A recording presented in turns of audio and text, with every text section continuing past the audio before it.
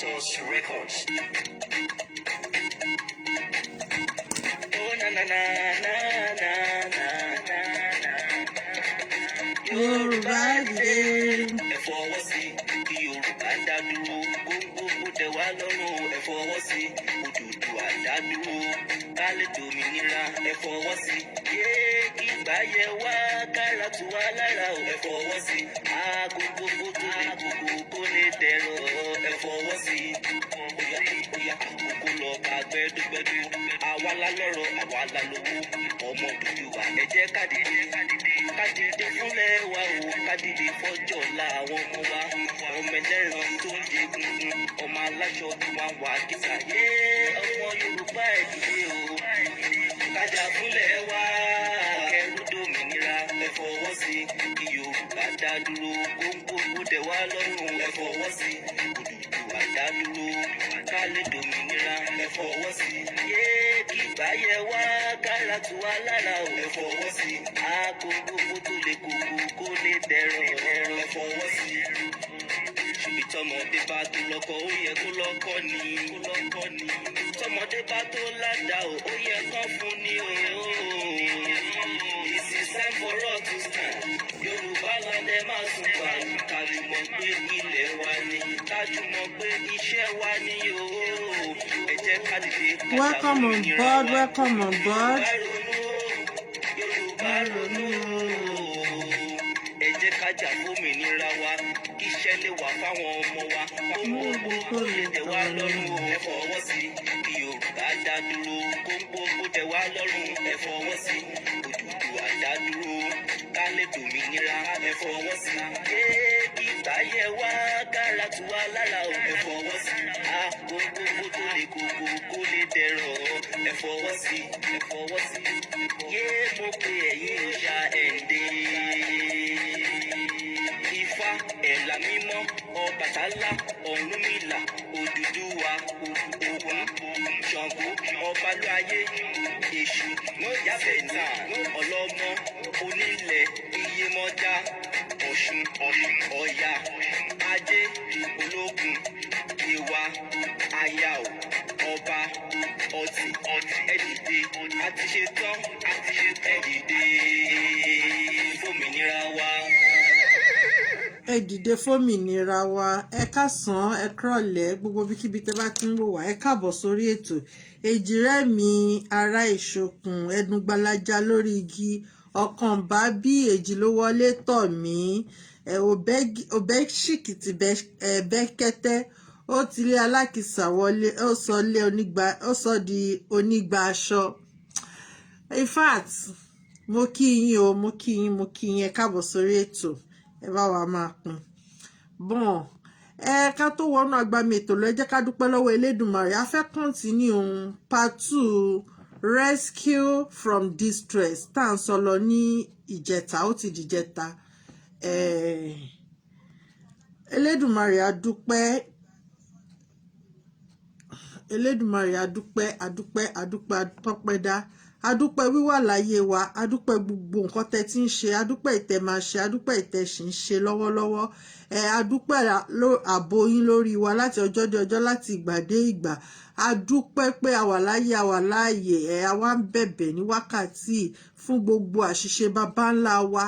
Wá dárí ẹ̀ṣẹ̀ wa jì wá, ẹ̀ṣẹ̀ àmọ́mọ̀dá, ẹ̀ṣẹ̀ tó ń fa ká béèrè ká má rí gbà, ẹ̀ṣẹ̀ ìkọ̀yìn sí yín. Wá dárí jì wá. Mo wá rẹra mílẹ̀ ní wákàtí, mo béèrè fún ààbò tó nípọn fún gbogbo ọmọ Yorùbá ilẹ̀ káàárọ̀ àjíire káàkiri gbogbo àgbáńláyé. Ẹ wá dáàbò bò wá, ààbò tó yè koro, ààbò yín tó nípọn. Ẹ wá dáàbò ọmọdé wa, ọkùnrin wa, obìnrin wa, àgbà wa. Ká má kánjú kú. Gbogbo àwọn ajogun tó fẹ́ jogun ilẹ̀ káàárọ̀ àjíire, ẹ wá gbàgbára lọ́wọ́ wọn. Ẹ jẹ́ kán bẹ̀rẹ̀ sí ní kọjú ìjà síra wọn. Kán má nágbára lórí ọmọ káàárọ̀ òjíire. Gbogbo àwọn ọ̀dọ́ wa kí ṣèwé kán má ṣa ìwé wa lọ o. A béèrè fún ààbò tó nípọn lórí ilẹ̀ náà. Ẹ wá dáàbò bò wá. A dúpẹ́ ní wákàtí lẹ́ẹ̀kan sí. Ẹ káàbọ̀ sórí ètò, ẹ kúrọ̀lẹ́. mo kí gbogbo yín ẹ káàbọ̀. À ń sọ̀rọ̀ nípa rescue from distress. A ti sọ̀rọ̀ nípa rescue níjẹta. A wá fẹ́ sọ̀rọ̀ nípa distress ní ìrọ̀lẹ́ yìí. Kí là ń pè ní distress o? Kí ni à ń pè ní distress? Má bínú, ẹ jẹ́ n gbé kọ́ọ̀pù mi sẹ́gbẹ̀ẹ́. So a fẹ́ sọ̀rọ̀ nípa distress. Oríṣiríṣi distress ló wà. Èmi ó lè jẹ́ emotional distress. Èmi ó lè jẹ́ social distress. Àwọn nǹkan tó ń ṣẹlẹ̀ lágbègbè wa tó ń fa ìbànújẹ́ ọkàn fún wa. Ẹ má bínú bí mo ṣe rí sọ ní Yorùbá nìyẹn. Ẹ mọ̀ pé gbogbo wa la ṣe struggle fún Yorùbá. Ọlọ́run á fi yé wa dáadáa. Àwọn míì wà spiritual distress ni. Ẹlòmíì wọ́n ní ogun ayé ni o, ogun kinní kan ni o, ogun ọ̀tá ni o, ogun ìdílé ìyá ni o, ogun ìdílé bàbá, ogun àfọwọ́fà ló máa ń jà wá jù. Ìgbàgbọ́ tí tèmi nìyẹn o, pé ogun àfọwọ́fà ló máa ń jà wá ọmọ káàárọ̀ oòjíire jù ló orírúurú ọ̀nà. Tá bá wá ń sọ̀rọ̀ nípa àwọn distress yẹn lómi bóyá àìsàn nínú omi ara, nínú iṣan ara, ṣé máa ti sọ̀rọ̀ nípa rescue. Àwọn wo ló yẹ ká rescue? Kí nìdí ta fi nídìí ká rescue? A nídìí láti rescue ilẹ̀ wa, láti gba ilẹ̀ wa. A nídìí láti ṣe àmójútó ilẹ̀ wa. A nídìí láti ṣàmójútó àwọn èèyàn wa. Gbogbo àwọn ìyá wa, àwọn bàbá wa, àwọn èwe wa, gbogbo wọn náà nídìí ààbò tó péye ní ilẹ̀ káàárọ̀ àjíire. Gbogbo yẹn la sọ lọ́sẹ̀ tó kọjá. Lẹ́yìn sí àwọn sọ̀rọ̀ nípa distress yẹn. Ẹlòmíì anxiety ó máa ń fa distress. Depression ara distress náà ni. Nítorí pé kí ni tí nǹkan bá ń bọ́dé èèyàn téèyàn ò bá rí bí sọ fún ẹni ìgan kò yẹ kí n bọ́stà torí òtútù mú mi. In fact òtútù ẹni mi mọ nǹkan tó dé, ó dà ìpara mi ti kọ òtútù o. Ẹ jọ̀ọ́ ẹ jẹ́ ká múra ká gbalẹ̀ Yorùbá wa o. Ara tèmi ti kọ òtútù mú mi gan. So oríṣiríṣi distress ni ó wà. Mo ní tọ́pìkì tá bá gbé wa bó ṣe ṣe àǹfààní fúnlẹ̀ káàárọ̀ òjíire ló ń ṣe àǹfààní fún àwọn ènìyàn náà lọ́kùnrin lóbìnrin. Gbogbo ẹ̀ ló yẹ ká máa ṣe kí ni? Ká máa fi ọkàn bá lọ sínú ìrìn àjò wa. Even ládùúgbò many things ló máa ń fa distress. Ẹlòmíì bóyá ó ní difficulties, financial difficulties, owó tó ti ń rí jẹ. Ẹ wo mo sọ mo ní wọ́n fẹ́ rẹ́ndà àwọn èèyàn wa hopeless. Ẹ wo gbogbo àwọn tó ní ṣọ́ọ̀bù níbi tí gbogbo ṣọ́ọ̀bù ti jóná. Ta pariwo pé wọ́n máa jó gbogbo ṣọ́ọ̀bù. Ẹ mójútó. Gbogbo àwọn tí ṣọ́ọ̀bù wọn jóná. Gbogbo ẹlòmíì savings ilé ayé ẹ̀ tó ti ń kó jọ òun ló ti jóná mọ́ ṣọ́ọ̀bù yẹn. Ṣé mo ó ti wà distress pẹ̀lú ẹ̀.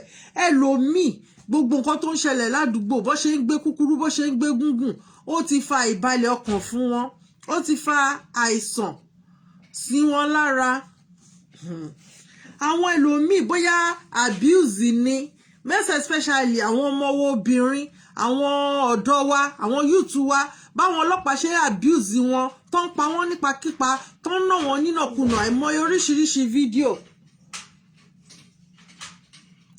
oríṣiríṣi fídíò tó wà lórí social media. Ẹlòmíì lórí pé ó wọṣọ ó múra bí ọmọ gidi òun ni wọ́n ṣe gbé o.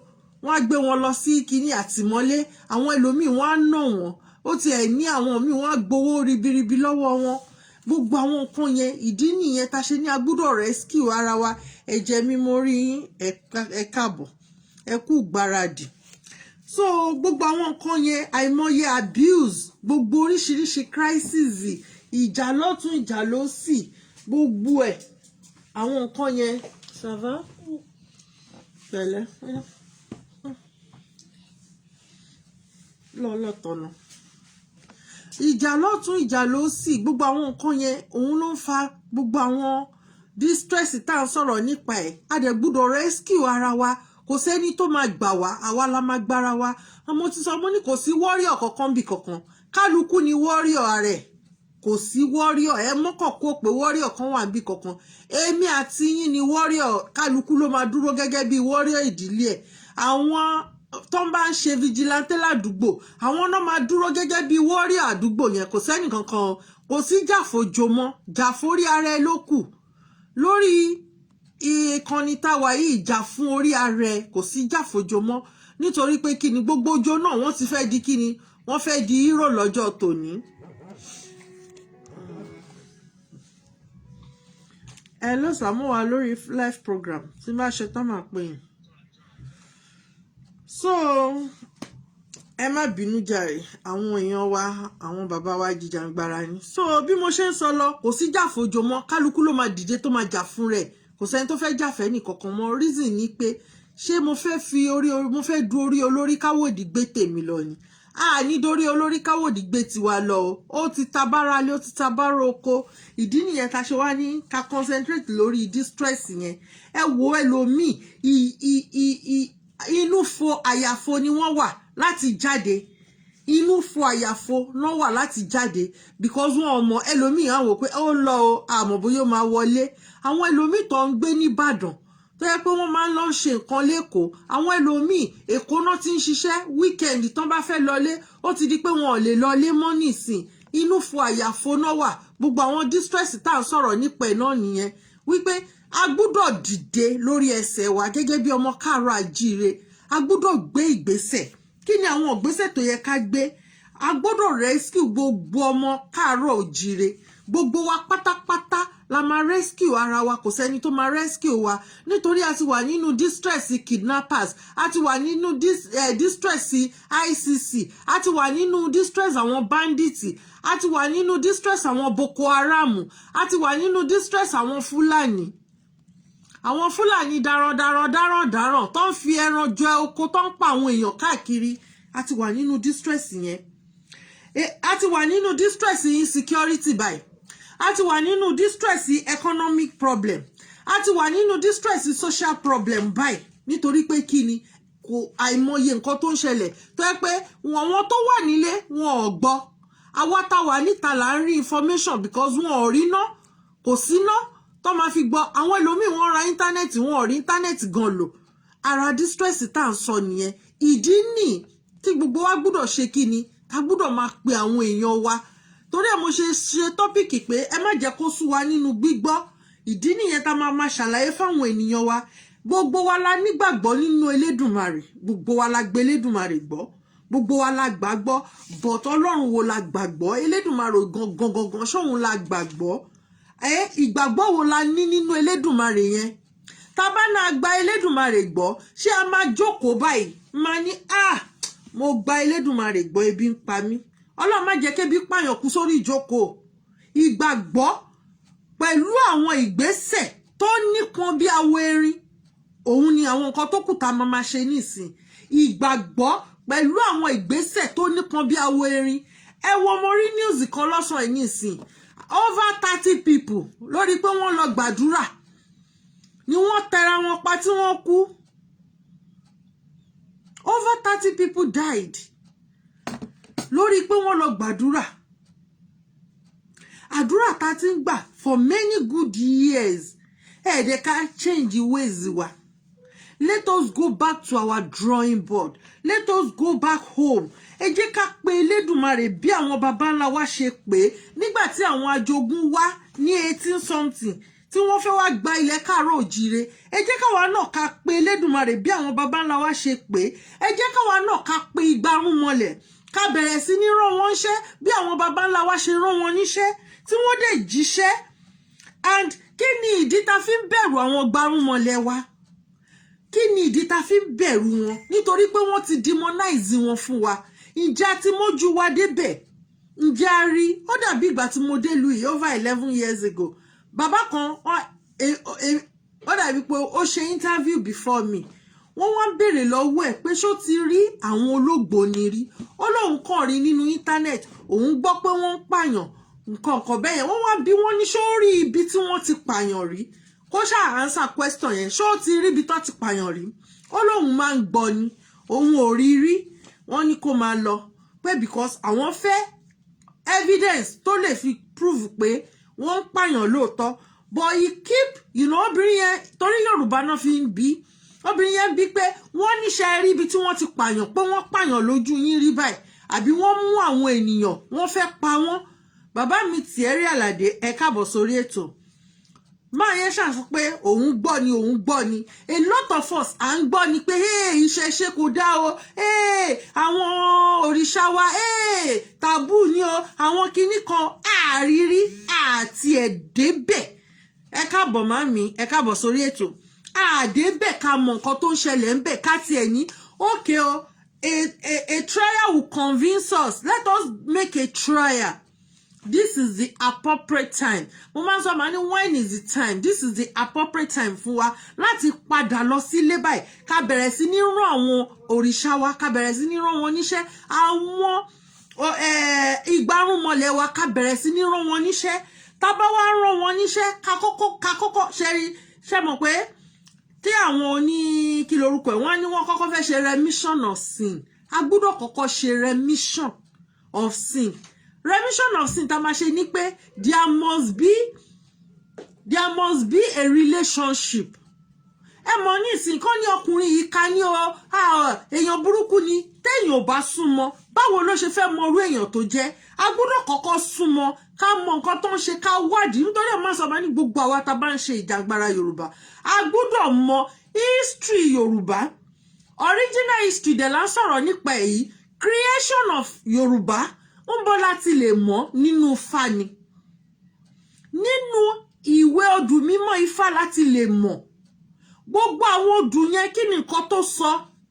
A máa ń gbọ́ pé wọ́n tẹlẹ̀dó àwọn wo náà tẹ̀dó kí ló fi tẹ̀dó, odù wo ló tẹ ilẹ̀ káàárọ̀ oòjíire dó, ìlú kọ̀ọ̀kan odù wo ló tẹ̀dó. Gbogbo àwọn nǹkan yẹn la gbọ́dọ̀ mọ̀. A gbọ́dọ̀ sọ pé à ń ṣe ìjàgbara a fẹ́ gba Yorùbá nation ká má mọ̀ nípa origin wa. Ó wà very important ká mọ̀ nípa origin wa nítorí pé kí ni ẹ̀kọ́ ti fojú mímu hàn. Wọ́n gbé ẹ̀sìn àjòjì wá láti wá ṣe kí ni láti fi wá tàn wá jẹ, láti fi wá kó wa sí ẹrú. Àwọn tí wọ́n gbé ẹ̀sìn wá fún wa wọn ò sin ẹ̀sìn náà, wọn ò rí àwọn nǹkan tẹ́ ń rí bí nǹkan tó jẹ́ pàtàkì, but àwa máa ń bá ara wa jà nítorí ẹ̀sìn tí wọ́n gbé wá fún wa. Why is it that àwọn àjòjì náà gbé ẹ̀sìn wá fún wa?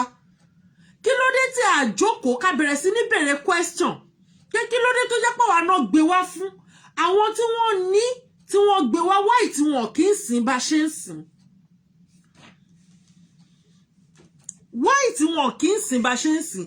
Òyìnbó kì í ṣe night vigil. Àwọn kí lorúkọ ẹ̀ àwọn òyìnbó church yìí wọ́n ń ṣe miracle. Ọ̀rọ̀ tí grandpa sọ lọ́sàn yìí, grandpa ní pé kò sí original ẹlẹ́sìn mùsùlùmí original ẹlẹ́sìn Christian ní Nàìjíríà zero nítorí pé kí ni kò sí orúkọ àwọn orúkọ tán gbé wá different orúkọ ni, but we are not here to antagonize them.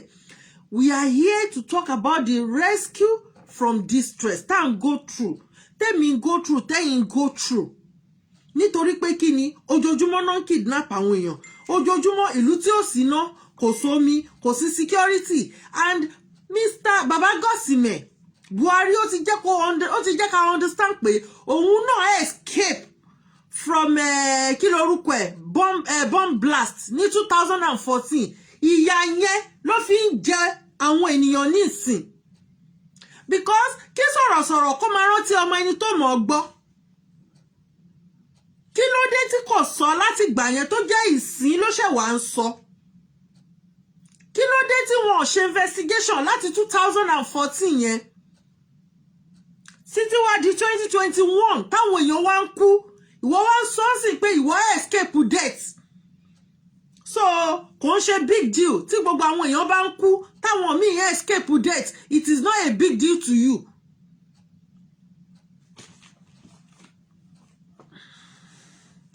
Sherry, tí a bá try ta reconcile pẹ̀lú àwọn ìgbárùnmọ̀lẹ̀ wa we will be saved nítorí pé àwọn ìgbárùnmọ̀lẹ̀ wọ́n ti save àwọn forefathers wa during this period báyìí. Nírú period báyìí làwọn náà sá lọ bá wọn wọ́n dẹ̀ ṣe kí ni wọ́n gbà wọ́n. So the condition for us to have a good future and to rescue our people òun ni pé we should all go back to our spirituality. Ká tiẹ̀ lọ wò pé kí ló wà ńbẹ̀ ká devote ara wa pé I just want to know what is inside. Kí ló wà ńbẹ̀ gan? I have used myself as an example. I have used my own testimony. Mo ti fi ṣe oríṣiríṣi ọ̀rọ̀. Like somebody ó wá pe màmá mi ó wá fẹjọ́ sùn màmá mi pé ọmọ yín ò fẹ́ ṣe Christian mọ́ kíní kan èmi tẹ̀ ti fi pé tẹ́mi bá pe màmá mi máa ní torí màmá mi mi mẹ́tọ́ spirit kókó tó màmá mi bí ọ̀rẹ́ mi á ní spirit kókó màmá mi náà wọ́n spirit kókó when it comes to Christianity màmá mi ní ẹ filẹ̀ ilé ló padà sí ibi tá ti bí ló lọ ẹ filẹ̀. What am I saying in essence ni pé Sherry experience láyé òun ni the best teacher nítorí pé ibi tí àwọn ènìyàn tí wọ́n rí testimony tí wọ́n rí now rice is 1,000 per ike ara ẹ̀ náà nìyẹn nísìn màámi Àríkẹ́ rice is 1,000 per ike irú ike wo mi understand ike tẹ̀mí no. So we need an intimate pẹ̀lú Ifá àti òrìṣà so that it will make us go closer to Elédùmarè. Ṣé mo pé mo sọ fún láti gbàdúrà over 60 years àdúrà ó yẹ máa pariwo lórúkọ Jésù kò exist. It is just a character. Ó yẹ jẹ́ ká wá gbèsè gbẹ̀kan. Ó yẹ jẹ́ ká wá dojúkọ tó jẹ́ títí wa. Ká wá tún máa wá sọ pé àníṣe between now and this so time àwa fẹ́ rí àpẹẹrẹ. My baby báwo ni mo rí ẹ? Between now and then a fẹ́ rí àpẹẹrẹ a dẹ̀ máa rí àpẹẹrẹ yẹn. We need to practice àwọn nǹkan tó jẹ́ títí wa. We need to train our youth. Tí ìṣẹ̀ṣe wa ò bá dá àwọn òyìnbó ni máa ṣe ìṣẹ̀ṣe wa. Wọn ò ní gbé Bible wọn kó gbé. Ó dàbí àwọn tó máa wá sọ́dọ̀ mi àwọn Jehovah Witness tó máa wá sọ́dọ̀ mi ó ní àwa dúdú ní Bible wa máa ń kákò mo ní because a máa ń kà always sí tí wọ́n inú wọ́n máa ń gbé sínú gíláàsì ni wọn kì í kà wọn kì í ṣe kankan nípa ẹ̀ ó kàn máa wà nínú gíláàsì ń bẹ̀ wọ́n bí decoration ni to them is a decoration. It is a decoration but àwa tó gbé wá fún àwa àgbà sódì gbogbo ẹ̀ ìwòsàn ó wà nínú ṣẹ̀ṣe wa ìtúsílẹ̀ ó wà nínú ṣẹ̀ṣe wa ìdáǹdè ó wà nínú ṣẹ̀ṣe wa reason yẹn ta ṣe ń call for rescue from this distress nítorí pé a ti wà nínú distress lọ́wọ́lọ́wọ́ báyìí wọ́n ń pa àwọn èèyàn wa wọ́n ń gbé àwọn èèyàn wa ìṣẹ̀ṣe làgbà. What about àkàrà tonight? Bàbá mi in the next 30 to 40 minutes à ń lọ dín àkàrà alẹ́ àkàrà ni a máa dín àkàrà ẹ mọ̀ kan sọ pé ká má dín lẹ́yọ kọ̀ọ̀kan ká dín pọ̀ so a máa dín pọ̀ àwọn yòókù a wá dín tó bá máa pé bí oṣù méjì mẹ́ta a tún dín àwọn yòókù oṣù ọ̀làlẹ̀ lórí ìṣẹ̀ṣe làgbà a máa dín àkàrà o. So what are we saying in essence ni pé ẹ jẹ́ ká máa practice the spirituality wa.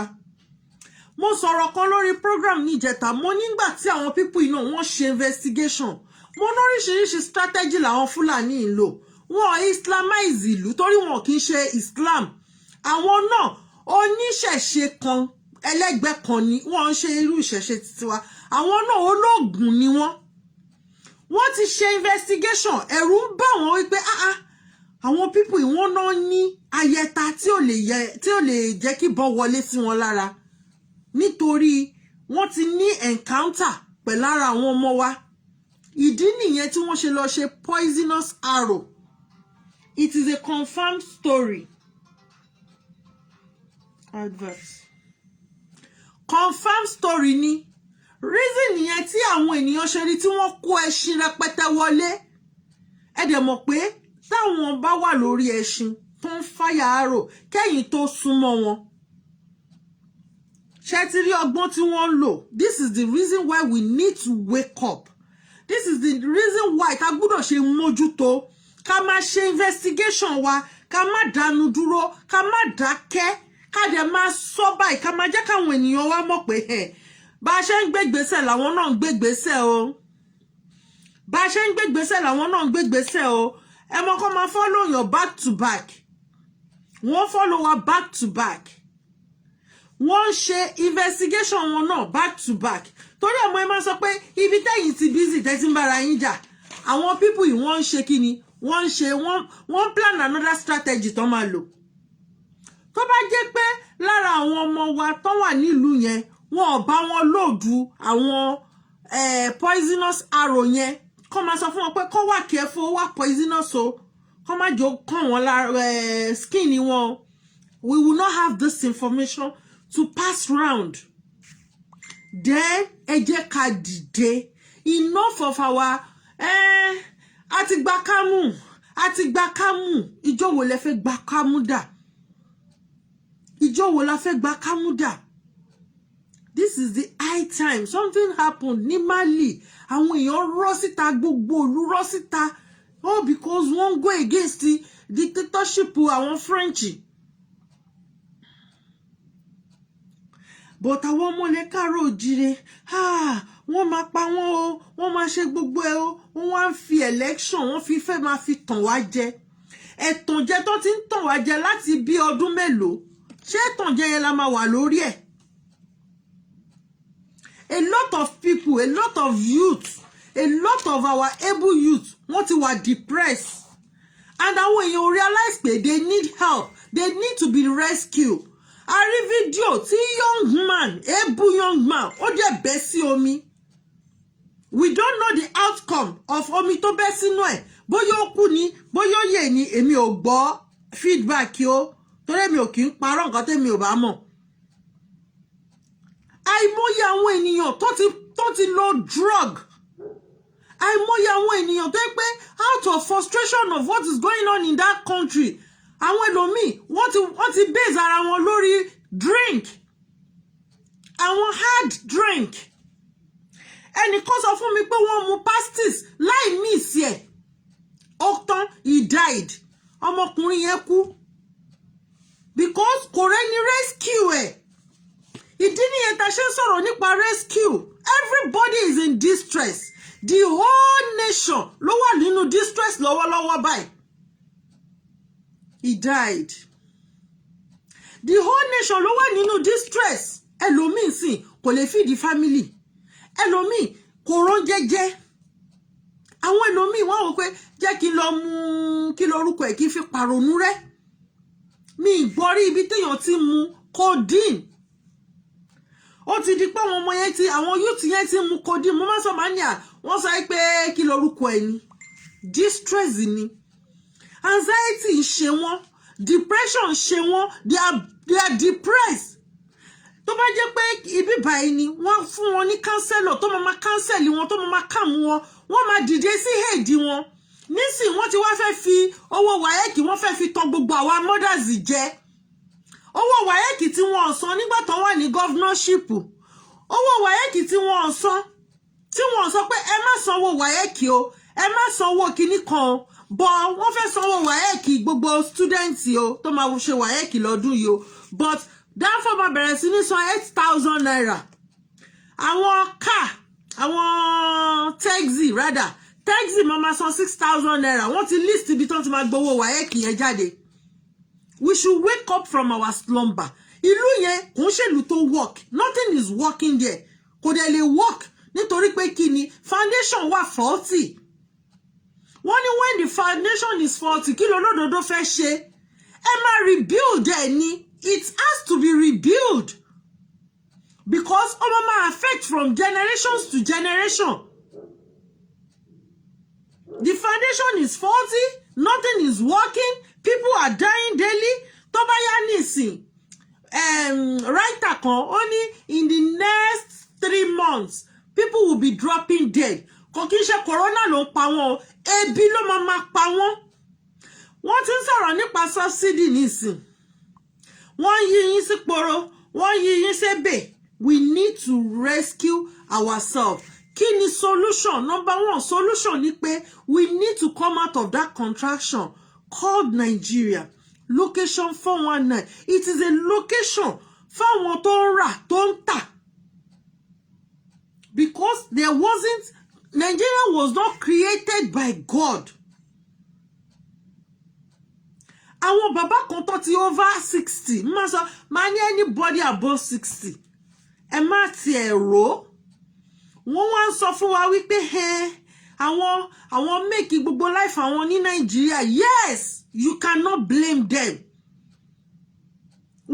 lè blame wọn because wọ́n ti wà ní end of their life.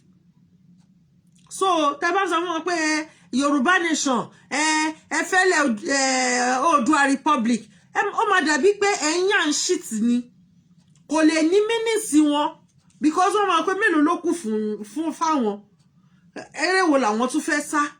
So you have to put all of them aside. And Yoruba nation is bigger than me, is bigger than you, is bigger than èèyàn kan. It's all about gbogbo ọmọ káàárọ̀ oòjíire. This is the reason why we need to rescue from Lagos State to Ogun State to Oyo State to Ekiti State to Ondo State. Ẹ wo Lagos alone has 56 local governments.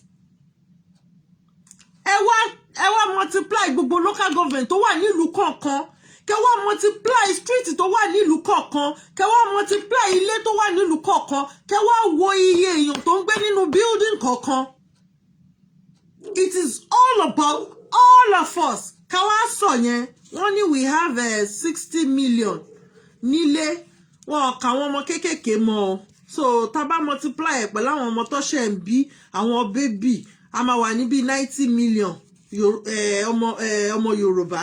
A wá wo iye tó wà labroad. When we have 90 million at home, we should be having about 35% ní overseas. Do you think people are not frustrated? Do you think people are not tired? Do you think people don't want to go back home? Insecurity ló jẹ́ káwọn èèyàn sì jókòó sí ìlú òyìnbó. People are tired. They want to go back home. Ẹ wo àwọn màmá tó ti wà ní 60s. Àwọn màmá tó ti late 50s wọn. They are supposed to be at home. Kán jókòó, kán nọ́ọ̀sẹ̀, kán ní ọmọ gbómi wá fún mi. Kò ṣe àwọn kán náà máa tún máa ṣe dẹ̀gẹ̀dẹ̀gẹ̀ lọ sọ́jà. Ìgbà míì tí mo bá jáde, tí mo bá rí àwọn ìyá òyìnbó yẹn láti inú home tó kó wọn sí, ẹlòmíì ò ní like oúnjẹ tó bá sè fún wọn. Ṣé mọ̀ pé oúnjẹ tó bá sè, everybody no máa serve round. Mo ti ṣiṣẹ́ ní restaurant home rí, mo máa sọ. Even àwọn tó jẹ́ 90 tí wọn ò ní eyín, wọ́n máa blend oúnjẹ tó bá sè. Oúnjẹ yẹn wọ́n máa blend ẹ̀ fún wọn ni. The same oúnjẹ náà máa ń fún everybody jẹ. Eléyìí ò ṣe pé bóyá ẹni special ẹni yóò special, equality wà. That is the difference between àwọn Europe àti Nigeria. The promise Tinubu made on behalf of Boko Haram, how many did they keep? Bẹ́ẹ̀ ni Irọ́lábí elders. Bẹ́ẹ̀ ni wọ́n náà máa feed àwọn kí lorúkọ ẹ̀, àwọn ọmọ school. Mélòó ni wọ́n feed inú wọn? Wọ́n náà máa fáwọn graduate lówó. Mélòó ni wọ́n fún nínú àwọn graduate wa lówó? Tó bá ń fún wọn lówó, àwọn ọmọ yẹn ò ní máa ya wèrè sójú títì. Tó máa náà ọmọ Yahoo Plus. Many of them ò kì í ṣe Yahoo Plus now. It's not as if I am supporting them because we make investigation and then research ni. There was this guy tí wọ́n pè mí tí wọ́n ní kí n bá sọ̀rọ̀. Ṣé Bitcoin business ni bọ̀bọ́ yẹn go into. Ó wá kó gbogbo owó ẹ̀, he won a lot of money. Ó wá kó gbogbo owó ẹ̀, wá tún fi ra kíní. Bí kíní yẹn ṣe, ó dàbí stock market ni. Bó ṣe já wálẹ̀ báyìí. Bọ̀bọ́ yẹn, in fact, out of frustration, mo ń advise wọn pé kó gbé lọ sí psychiatric hospital. Wọ́n need láti help ẹ̀, he needs help. Wọ́n rántí lọ mumukumu ni o. Kò kí ṣe, it's not all about ìmukumu. Ẹni tó ti wò pé tó ti wò rẹ̀ pé I am rich. At the end of the day, gbogbo owó tó ní tó kó sínú Bitcoin tí kò make income kankan lórí ẹ̀. What do you expect of such person? The only thing that lè ṣe ni pé ká rescue wọn. We need to rescue. Time láti máa rescue la wà yìí. And ọ̀nà wo la fi lè rescue? I need láti rescue ilẹ̀ wa. These people are wọ́n dúró sẹ́. Wọ́n kọ́kọ́ gba àṣẹ lẹ́nu àwọn ọba. Wọ́n fi wọ́n sí abẹ́, wọ́n sọ wọ́n di olórí ẹrú. Gbogbo àwọn ọba ilẹ̀ káàárọ̀ oòjíire wọ́n sọ wọ́n di olórí ẹrú. Láti bẹ̀, how can a Chinese come to a community kó máa wá mine gold? Who gave them authority? Kí ló táwọn ará àdúgbò yẹn ò fi orò gbé wọn? Wá ìtẹ̀ṣe ṣe fídíò pé ẹ gbà wá o. Kí ló dé tẹ̀ fòrò gbé wọn? Reason yẹn ta ṣe sọ fún yín pé go back home. Ìṣẹ̀ṣe la gbà. Tó bá yẹ pé bó ṣe ń mine gold tó ń ba gbogbo odò yín jẹ́, tó ń ba omi yín jẹ́, ọ̀rọ̀ ti kéèyàn yànmù. These people are the most wicked human being. on earth wọ́n jẹ́ èèyàn àwọn yẹn lè wá kó wá wọ́n máa wọn ọmọ yín àwọn ọmọ sísí yín tó pé wọn ọ̀rọ̀ oúnjẹ jẹ tó bá ti fi 2 naira tó ti fi dọ́gbọ́n fáwọn mọ́ra wọ́n bẹ̀rẹ̀ sí ní pa wọ́n pakúpa. Mo ní when you are being careful of Fulani Emma ×3 careful of the Chinese mo sọ lóyìnbó nítorí pé kí ni a ní evidence tó pọ̀ against wọn.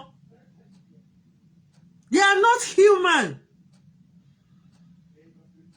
Many years ago no kó àwọn bútù kan wá sínú ìlú yìí ìgbà tí wọ́n kó àwọn bútù yẹn wá sínú ìlú yìí àwọn mélòó tó wọ bàtà yẹn ẹsẹ̀ wọn ó bó báyìí ó fẹ́ máa jẹrà ni ìlú yìí gọ́ọ̀mẹ̀ntì ìlú yìí wọ́n kó gbogbo ẹ̀ wọ́n dáná sun everything ni at their own lost ẹjọ́ tó bá jẹ́ pé location 419 wọ́n ti fi ọgbọ̀ngbọ̀n wọn bribe wọn ò ní wo health àwọn èèyàn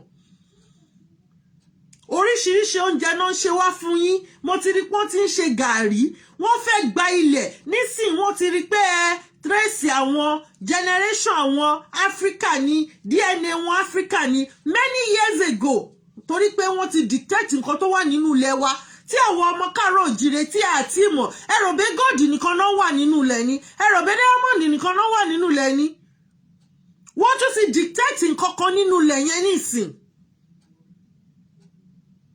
Mo ń bẹ bàbá yẹn pé kó sọ fún mi ni kò tí sọ fún mi. Tight security as Buhari inaugurated ẹ má bínú project in Kaduna ṣẹgbọ́ tight security as Buhari so wọ́n lè ṣe tight security so there can be a tight security definitely life àwa masses kò jẹ́ kankan sí wọn ni torí pé Buhari lọ inaugurate project nsìn there was a tight security so there could be a tight security ẹ má má jẹ́ ká tanra wa ẹ má má jẹ́ ká tanra wa Yorùbá nation nìkan ni the only answer to the problem let us face each other ká wojú ara wa. Ṣé ti gbọ́ ó wá òun lọ inaugurate project ní Kaduna ó wá rán ta ló pè ní extra tire pé kóun lọ meet àwọn governor over fuel subsidy ṣé ti rí mo sọ fún yín pé a ti ṣe program lórí enemy within a ti ṣe program lórí divide to conquer ọmọ náà là rán síná.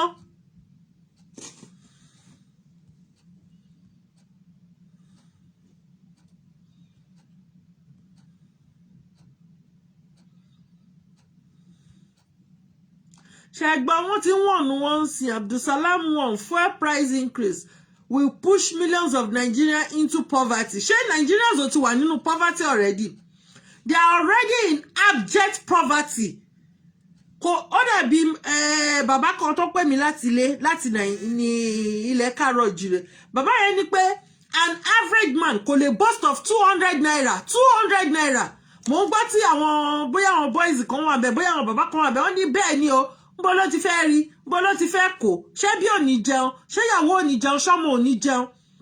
This is the reason why we need to rescue our land from this distress tí wọ́n wà torí pé distress ni gbogbo kìíní a call láti rescue from distress we need to rescue them.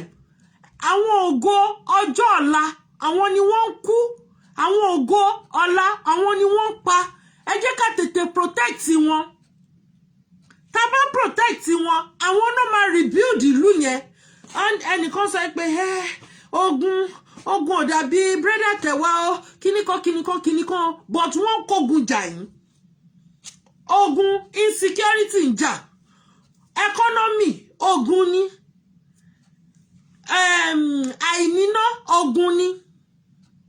People spend a lot of money láti máa ra epo láti fún a generator. Àìmọye lè lọ sóko lè travel ẹlòmíì tí business ẹ wà ní traveling ogun náà ni ogun ti wà ńlẹ̀. ebi tó wá ń pa àwọn èèyàn àìróúnjẹ jẹ bí gbogbo nǹkan ṣe wọ́n bí sísítà mi Àríkẹ́ Adébóyè sọ wọ́n ní ráìsì ike ti di 1000 mi ìmọ̀rúkẹ tó ń sọ so mi ìmọ̀ mo fẹ́ kọ́ explain dáadáa fún mi ara ogun kan náà nìyẹn ogun ni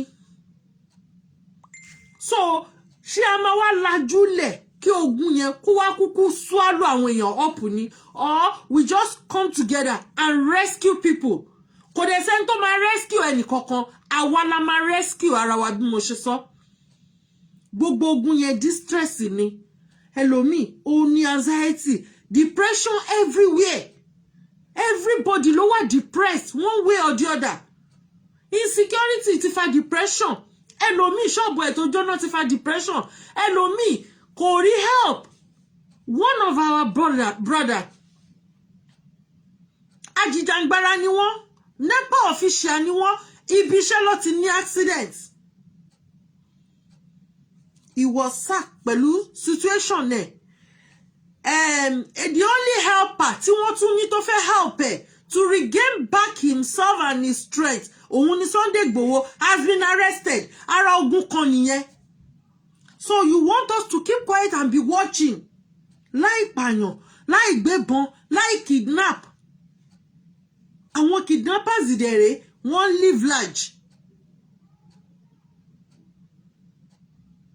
wọ́n live large ẹ máa sọ dímọ̀ ni o ẹ má fọwọ́ kàn kíní kan meanwhile tó bá mú àwọn kidnappers wọ́n ń sọ ìfúnpá wọ́n ń sọ olóńdè wọ́n ń sọ ìgbàdí meanwhile àwa la ní gbogbo kíní yẹn tá máa táwọn èèyàn àwọn bàbá wa most especially àwọn ọlọ́dẹ wa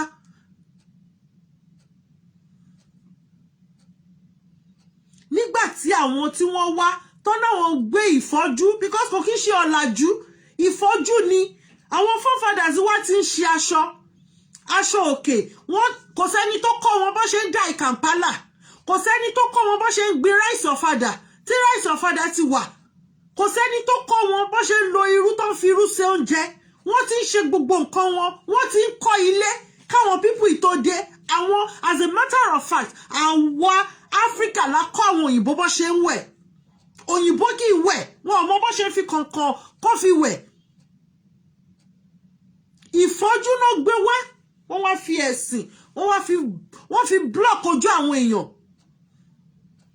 a ti sọ̀rọ̀ nípa gold reserve ilẹ̀ wa náà ti ń wà kí lorúkọ ẹ̀ mo ti gbàgbé orúkọ African country yẹn ibẹ̀ náà ti ń wá gold àti diamond but àwọn ìlú yẹn ò ní reserve gbogbo ẹ̀yin tẹ́ pera yín ní olórí ẹrú tí wọ́n máa sọ okay ta ló sọ̀rọ̀ yẹn fún mi ní àná ó ní federal government sọ pé ilé 186 ni wọ́n máa gbà lẹ́kọ̀ọ́ ipe government kìíní kan mi ìrántí bẹ́ẹ̀ ni ẹ ṣe ṣàlàyé kìíní yẹn fún mi mo ti gbàgbé because mi note ẹ̀ mo ní post-its tí máa fi note àwọn nǹkan bẹ́ẹ̀ bọ́ mi ìráyè note ẹ̀ torí ó ká mi lára bẹ́ẹ̀ ni ẹ ṣe ń sọ fún mi àwọn tó ra ilé yẹn how many years ago ni wọ́n ti rà àbí ilẹ̀ yẹn how many years ago ni wọ́n ti rà how many years ago ni wọ́n ti ń gbé bẹ̀ okay kí ni replacement tí wọ́n fẹ́ ṣe ibi by street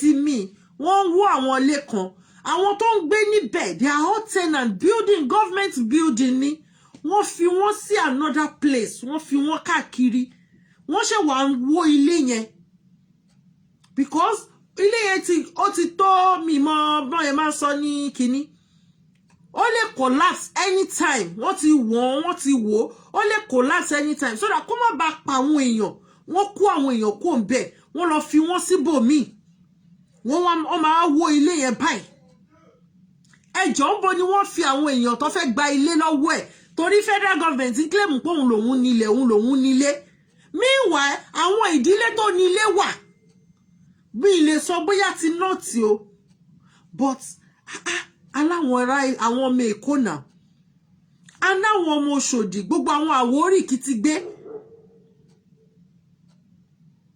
gbogbo àwọn Ìjẹ̀bú Èbúté Mẹ́ta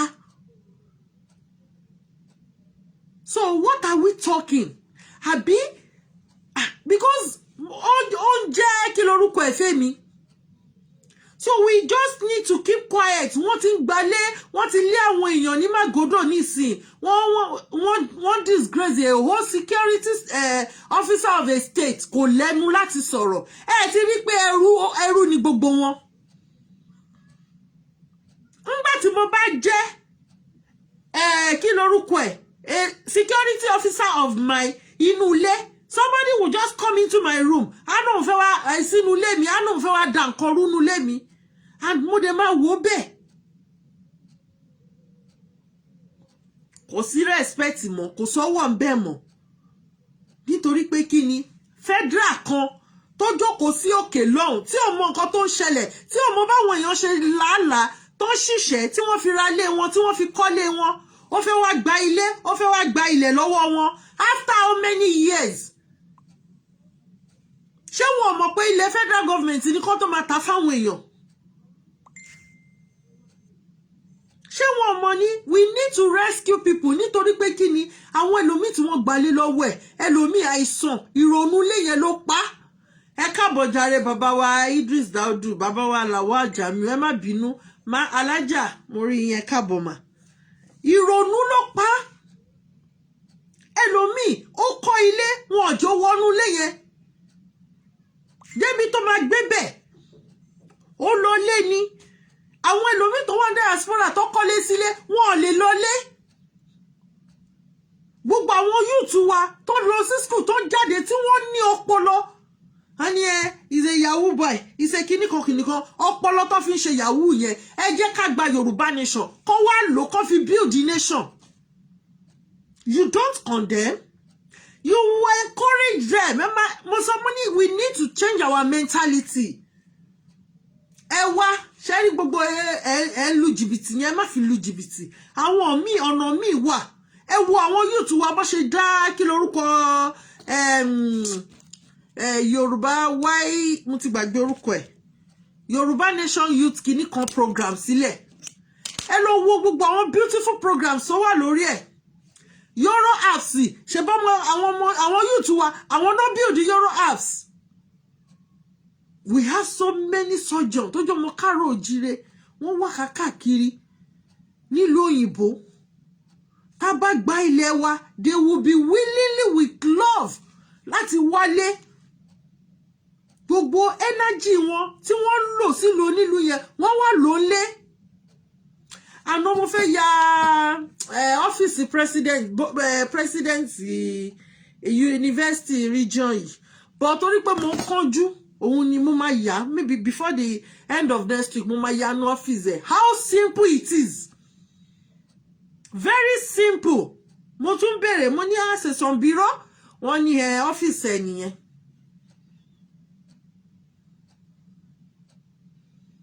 Àmọ́ tí a bá ti wà ní most especially àwọn politicians yẹn wọ́n ti ríra wọn bí Ọlọ́run lé àwọn ènìyàn lórí. Kí ló dé tó jẹ́ pé campaign election no fẹ́ fi sanwó WAEC àwọn ọmọ yín. Àwọn ọmọ tó kù tí wọ́n jáde tí wọ́n graduate tí wọ́n ò ríṣẹ́ ṣe ṣáwọn náà bá yín sanwó WAEC wọn ni. Èké ń bèké sọ̀rọ̀ ni, irọ́ parọ́ fúnrọ́ ni, wọ́n tún fẹ́ parọ́ ọdún mẹ́rin mi fún wa, wọ́n á tún dá padà fún Fúlàní. Àmọ́ ṣé ọdún mẹ́rin yẹn ṣe máa ṣe ṣá? Ẹ má gbàgbé Malaysia, àwọn information tó fún wa tó torí ẹ̀sùn ẹ̀mí bàbá yẹn lè gbòdò. Òun ló ń ṣẹlẹ̀ yìí 2022. 2022 lélẹ̀. They are waiting for Wizzu ni kó blow. Tí Wizzu bá ti blow báyìí, ká máa wo nǹkan tó máa ṣẹlẹ̀. But we need to be careful. We need to be very, very careful. We need to be the rescuer. Tó máa rescue ara wa. Tó máa rescue àwọn èèyàn wa. Where is Ààrẹ Ọ̀nà Kakanfò? I have 6 million APC in Kinikan, OPC rather, 6 million Kinikan. Where are they today? People are being killed daily. Ibi tí mo ti ń kẹ́kẹ́ mọ̀ pé kò sí jàfojo, jàforí ààrẹ. ẹ jẹ́ ká bí our rescuer ká máa rescue ara wa. Nobody will rescue you. Kò sí warrior kankan bí kankan. No warrior. Yorùbá nation ò ní warrior o. Wọn ò ní warrior o. Ẹ̀yin fúnra yín ni kẹ́ dìde kẹ́ máa mójú tàdúgbò yín. Yorùbá nation ò ní warrior. Poisonous offer tí wọ́n kó wọ̀lú. Ẹ jẹ́ ká gbégbèsè lórí ẹ̀. Bí ó ṣe ní máa pa àwọn èèyàn wa. Àwọn ẹṣin tí wọ́n kó wá. Àwọn nǹkan kan wà tẹ́lẹ̀ kójọ sádùúgbò tí wọ́n lè wọ àdúgbò yẹn o. Gbogbo ẹ̀yin tẹ́dẹ̀ lóko tí wọ́n wá ń da oko yín láàmú. Ẹ lọ kó ẹlẹ́dẹ̀ sóko yín. Ẹ lọ kó ẹlẹ́dẹ̀ sí oko yín. Ẹ lọ kó ẹlẹ́dẹ̀ lọ kódà sínú oko yẹn.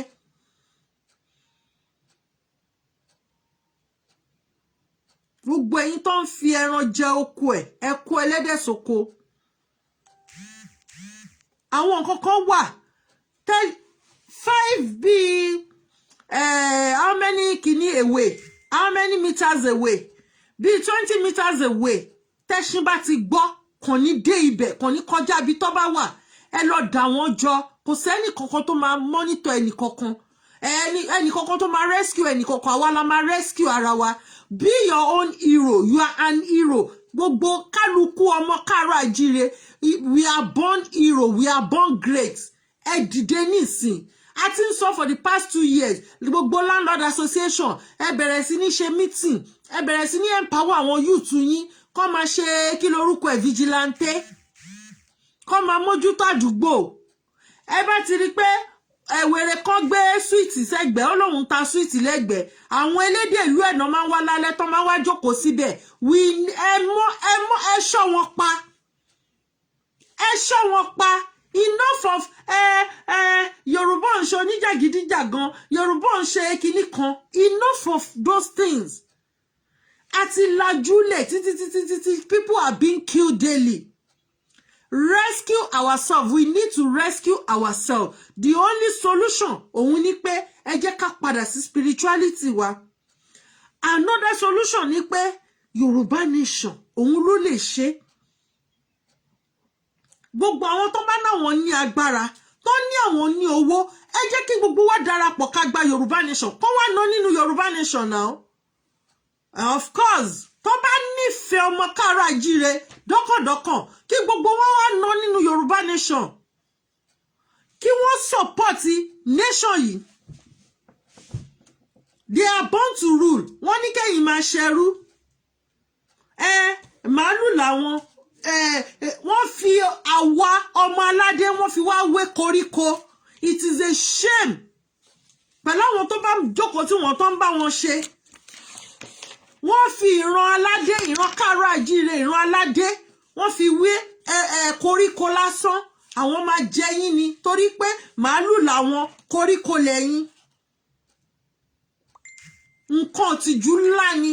So let us kí kankan nu wa ká jẹ́ hero ara wa, ká rescue ara wa, ká rescue ilẹ̀ wa, ká rescue àwọn nǹkan tí àwọn forefathers wa tí wọ́n ti jìyà jíṣẹ́ lé lórí. Gbogbo nǹkan tó dẹ̀ ń ṣẹlẹ̀ lọ́wọ́lọ́wọ́ yìí, it is a distress, a call for rescue from distress. Àìmọye àwọn youth, àìmọye obìnrin, ìjọ wo lẹ rí kọ́mọbìnrin káàárọ̀ oòjíire kó bọ́ sórí social media ní wòwò. Out of frustration, a lot of people want to bọ́ sórí social media ní wòwò. Because wọ́n wò pé kí la lè fi make owó. Ká fi máa jẹun. Even àwọn ẹlòmíì gan nítorí I don't know.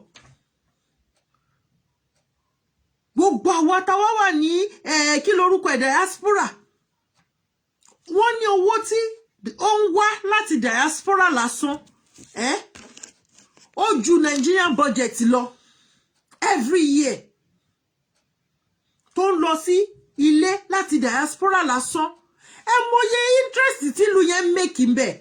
Dẹ̀ jẹ́ ká divert ẹ̀. Ẹ bá kó pounds lọ, tẹ kó euro lọ, tẹ kó dollars lọ. Àwọn Fúlàní náà máa ń náwọn ṣẹ́wó fún yín.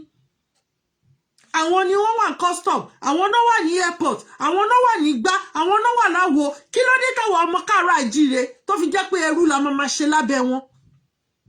Ìran ọmọ aládé tó wá di ẹrú lọ́sàn gangan. We need to rescue what belongs to us. And we need to go back to our spirituality.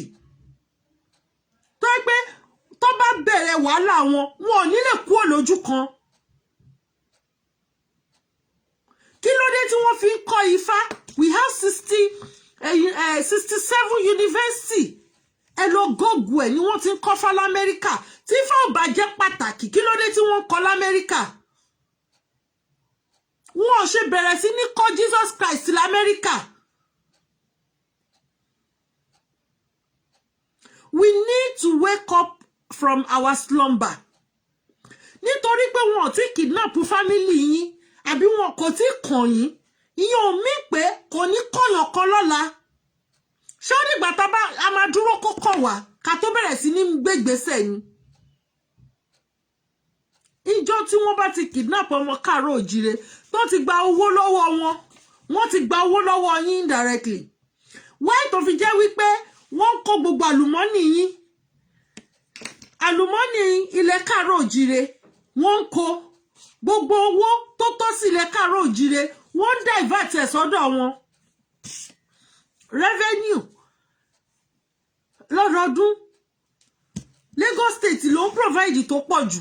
Wọ́n wá mú, wọ́n wá pín, wọ́n wá bù kínkínní fún Lagos, wọ́n fún 20%. Lagos máa mú 70% revenue wá, wọ́n wá fún 25%, wọ́n dá 25% padà fún Kano. Àmú 9% wá, wọ́n á fún Kano ní 45%. At the end of the day, ọ̀dọ̀ wọn ni gbogbo ẹ̀ ń bọ́ sí. Wọ́n tún wá ń gbé àwọn ọmọ yín, wọ́n tún gbowó lọ́wọ́ yín. Àìmọye àwọn ẹlòmíì tí wọ́n gbowó lọ́wọ́ wọn tí wọ́n tún pa wọ́n dànù.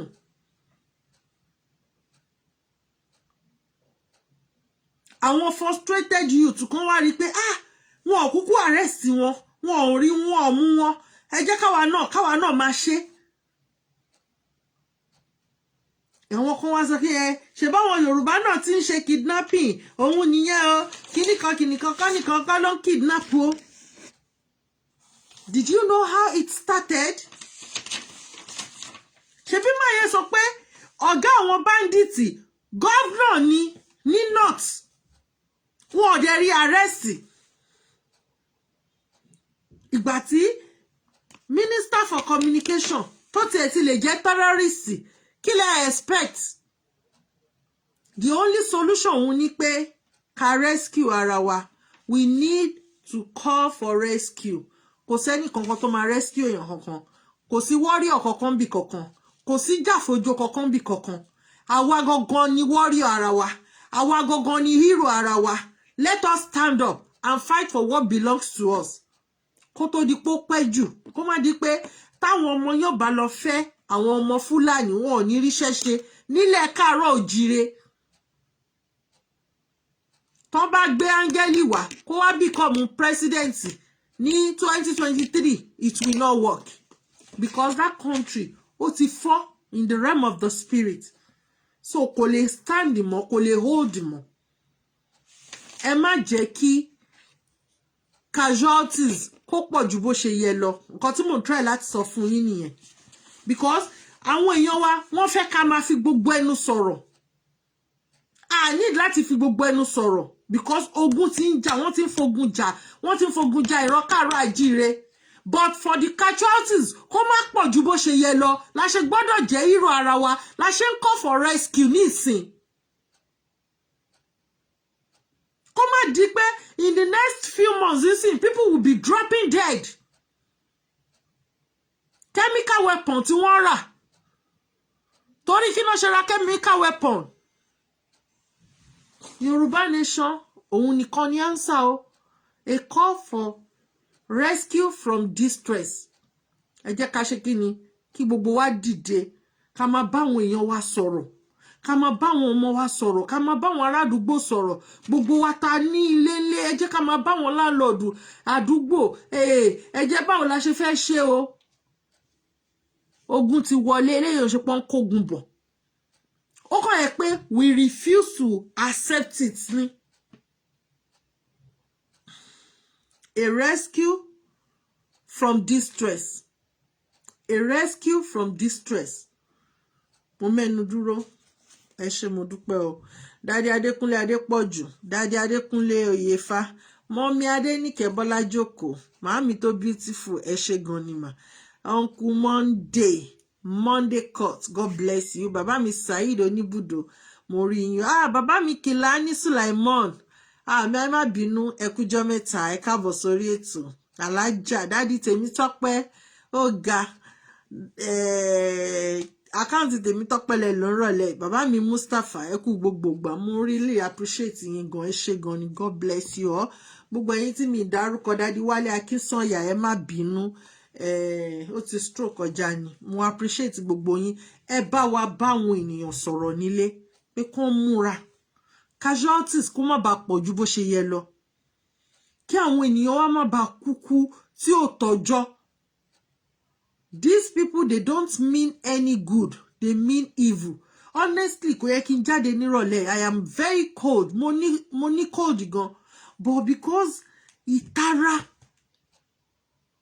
ìtara ló ń ṣe mí ẹ má jẹ́ ká pẹ́jù lórí ètò nítorí pé ẹ jẹ́ kí gbogbo wa lọ join ìṣẹ̀ṣe èní la máa dín àkàrà life dẹ̀ la máa dín àkàrà yẹn a máa bẹ̀rẹ̀ sí ní dín àkàrà tóró wà very important ká dín àkàrà yẹn ó ní ìtumọ̀ tó pọ̀ a dẹ̀ gbúdọ̀ dín àkàrà yẹn ẹ jẹ́ ká lọ join ìṣẹ̀ṣe làgbà mo rí yín ná bye.